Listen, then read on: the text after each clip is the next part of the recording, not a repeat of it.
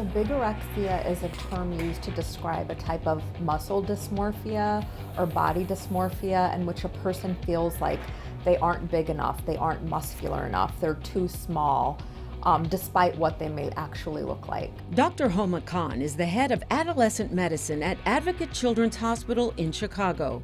She says bigorexia is more common in teen and young adult males than females. We see it in kids who are a bit older, so I'd say mid to late adolescent, so around age 14, 15 and up. Dr. Jason Nagata is a pediatrician who specializes in adolescent eating disorders and a member of the American Academy of Pediatrics. Muscle dysmorphia is a mental health condition, so it can actually lead to impairments in schoolwork or daily work or social functioning. Nagata says that's because some people with this condition will feel guilty if they aren't spending all of their waking hours in the gym. He estimates about 2% of the teenage boys in the U.S. have bigorexia. It's hard to say exactly because most providers aren't assessing for it. Most of the national surveys don't really assess for bigorexia, so we don't know for sure. Some national surveys from the CDC also show a third of teenage boys are trying to bulk up, and a quarter of them are using performance-enhancing supplements or drugs to do it.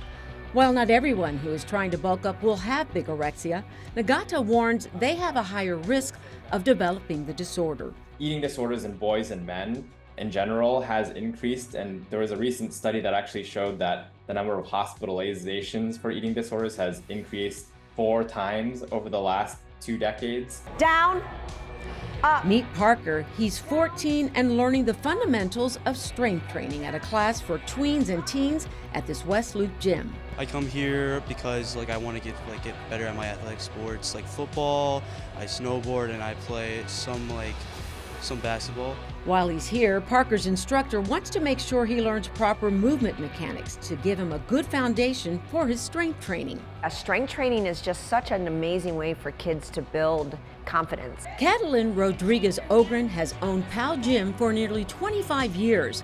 In that time, she's done more than just help children build muscle. We have interacted with children and parents with other types of disorders, and we work with a couple organizations, and we do funnel kids out to clinicians within that space. She says parents of children with eating disorders have contacted her in the past about personal training for their sons or daughters as a way to help them feel more confident in their bodies. If somebody has more confidence, it is easier for them to hear what their parents are trying to say or to get the help that they need. I do think that it's under-recognized that there are actually pretty significant societal pressures for boys and young men to be big and muscular. They're just not talked about very much. Some boys can see and feel that pressure just about everywhere they look. Studies have actually looked at boys' action figures over the last 10, 20, 30 years and found that the Batman,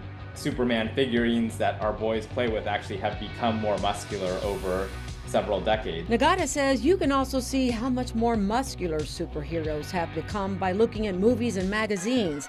Take a look at the original Batman compared to what a more recent version of The Dark Knight looks like.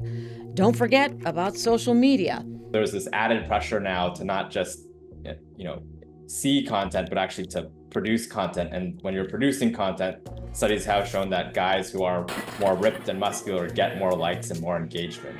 Nagata says it takes an interdisciplinary approach to treat someone with bigorexia, one that involves the patient seeing a medical doctor, a mental health provider, and a nutrition provider. I do think the pandemic has made a difference on all of our kids, and that's why I really think that human interaction is the best way to mitigate the best that you can young teens, male teens, female teens, from developing this self-image or this perception that they need to get that big. She adds children also need to understand this. The Rock didn't look like The Rock until he became an adult, and it takes a lot of time to grow into a body like that. When it comes to the warning signs, doctors say look for when someone becomes preoccupied with their appearance, their food, or how much they exercise, and if it has a negative impact on their quality of life.